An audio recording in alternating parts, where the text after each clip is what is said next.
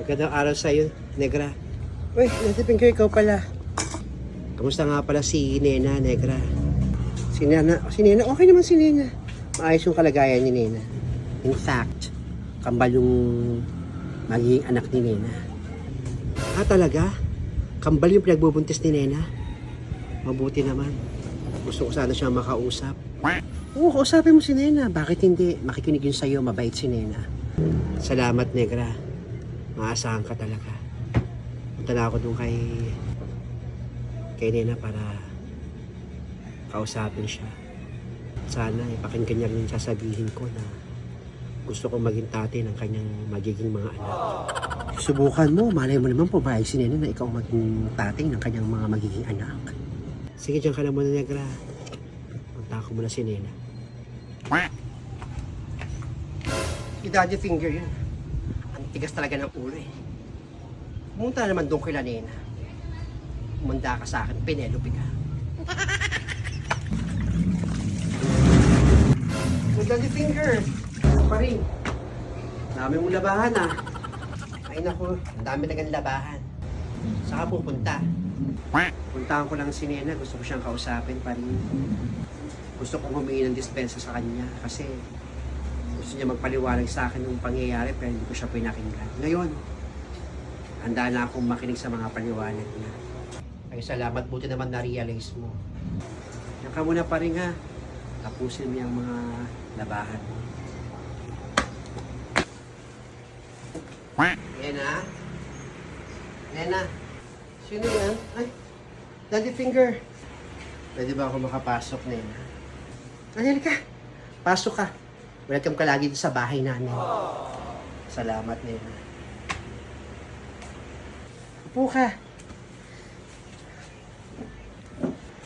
Salamat, Nena, at pumayag kang makausap ako.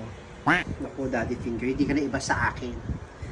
Kaya pumapayag din ako na kausapin mo ako at kausapin din kita. At saka gusto ko rin magpasalamat sa mga bagay na naitulong mo sa akin, sa anak ko, sa mga baon niya, sa mga pagbibigay mo ng mga bagay na kailangan namin dito sa bahay namin. Naku, wala yun. Yung mga ginawa kong tulong sa'yo, mga binigay ko, alam ko namang na-appreciate mo yun. Ay, oo. Na-appreciate ko yung mga tulong mo sa akin. Yung mga bagay na bigay ko sa'yo, galing yun sa aking puso. Nena.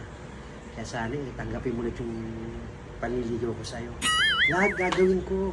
Kaya ko nga maging tatay ng mga magiging anak mo nakambal. Daddy Finger, paano mo nalaman na kambal yung pinagbubuntis ko? Kwento sa akin ni Negra. Kalat na rin naman dito sa buong barangay natin yung pagbubuntis mo. Ang dadatagan yun ni Negra. Uy, babae! Saan ka pupunta? Huwag mo akong awatin. Alam ko na dyan yung kapatid ko. Oo, nandoon. Bahala nga muna kayo. Tapos ko yung labahan ko.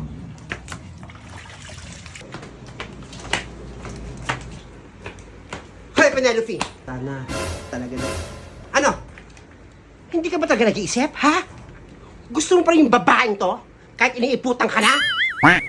Huwag ka natin makialam sa buhay ko, te. Alam ko ginagawa ko. Mahal ko si Nena. Lahat gagawin ko para sa kanya. Gumising ka naman! Huwag kang ogag! Walang mali sa ginagawa ko. Walang mali sa pagmamahal. Tsaka hindi na. Huwag mo na akong tawagin Penelope. Si Daddy Finger na ako. Penelope ka, hindi si Daddy Finger. Penelope ka! Ito babae ka talaga, no? Kapag tagal ang mukha mo, tagang gusto mo tagang makuha tong kapatid ko eh. Ano? Para perahan mo? Kamkamin mo kung anong meron kami? Sa aming pamilya? Ay ka na. Sumunod ka. Magwawala ako dito. Bisa mo. Magwawala ako. Ano? Ikaw, uwi. Umuwi ka. Umuwi ka na. Umuwi ka. Bisa mo.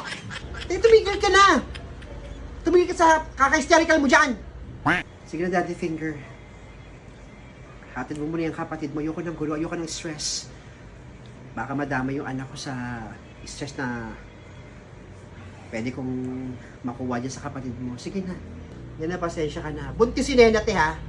Ayaw ko may mangyayari sa magiging anak namin. Sige na. Ate ko lang itong ate ko. Huli ka na nga! Bisa mo. Bisa mo.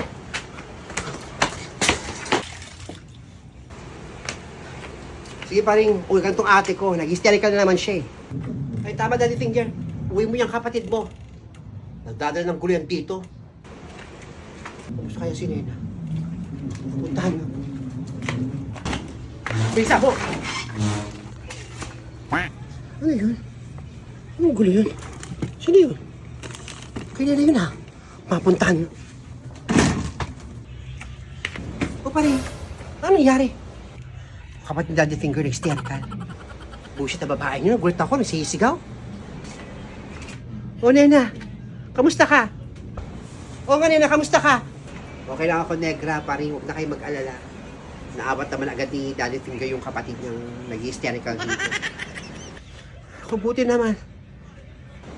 Akala ko makakapag-usap na kami ng maayos si Daddy Finger. Dahil dumating naman yung kapatid niya yun. Wala naman kami sa focus namin. Sige na. Bantay mo na yung tindahan mo, Negra. Ikaw naman pa rin. Alam ko, naglalaba ka. Gawin mo na yun. Sige na, at medyo inaantok ako eh. Na-stress ako. O sige, magpahinga ka na. Sige na, babay na. Sarado ka itong pinto. Baka ako sisukat pumasok. Sige pa rin. Sige na, Negra.